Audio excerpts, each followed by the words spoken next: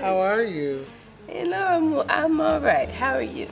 You know, I'm good. I'm good. I'm really taking a moment right now to process this experience of Lady Day, Billie Holiday, the Arvada Center, Eleanor Fagan, and all of that. But I'm good. I'm grateful.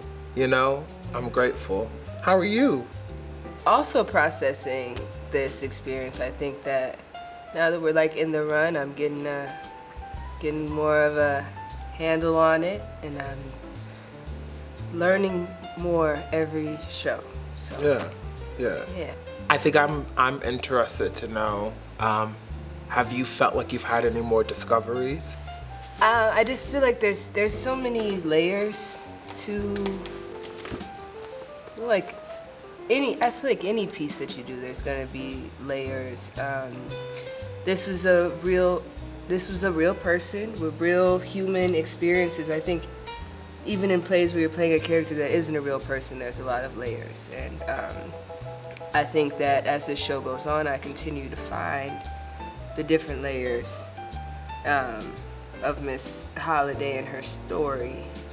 I feel like there's certain ones that I've discovered that I'm like, oh, I shouldn't talk about it though. I should just like keep living in it and keep discovering in it during the show. But yeah, there's so much stuff that I've continued to discover, and I feel like I will continue to discover. Just this, it's like why, all the whys. Yeah. Why is this like that? Why is she acting like? Why is it? So just deeper and deeper with that. Yeah. So I'm curious. Okay. What was the process like to find the Arvada Center's Billie Holiday for this production?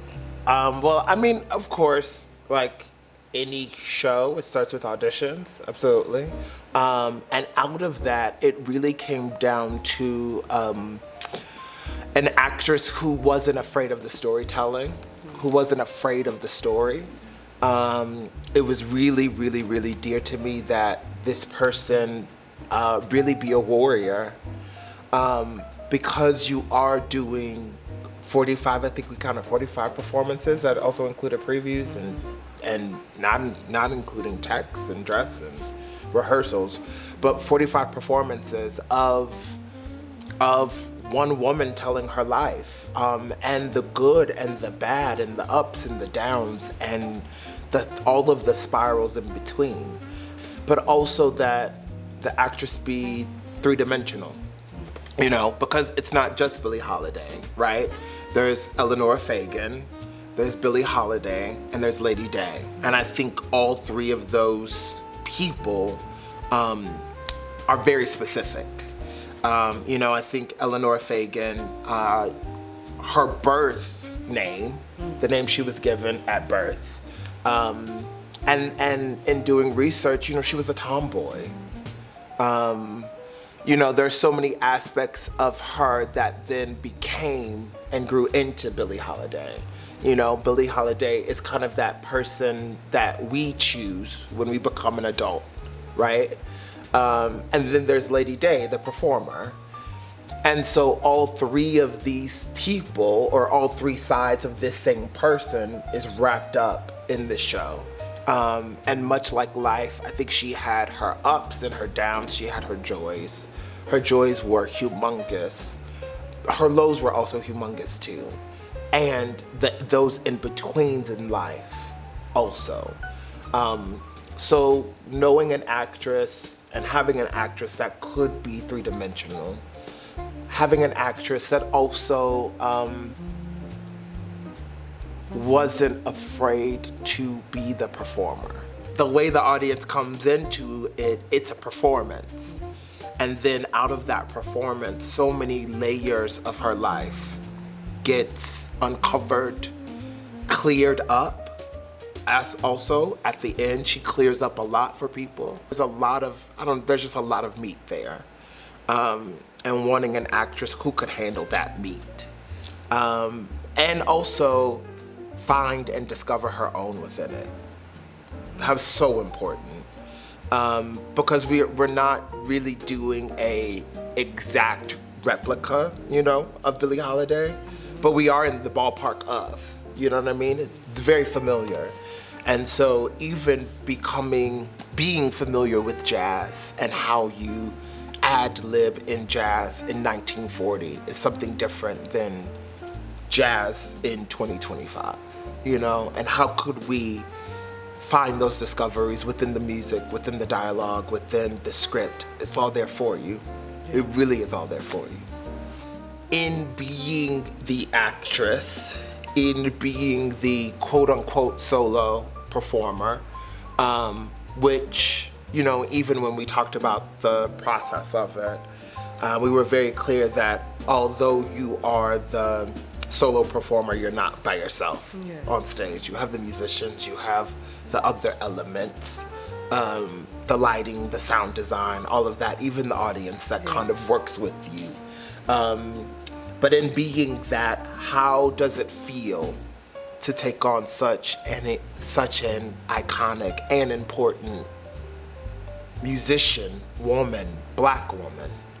How does it feel to kind of take on this story? Yeah, a challenge for sure.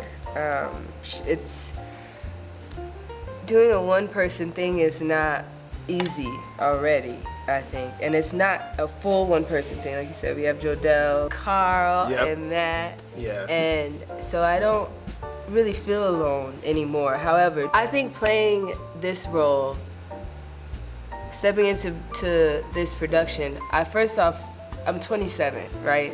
She's 44. I didn't even think that this would be a possibility for me until maybe later. So thank you for the opportunity.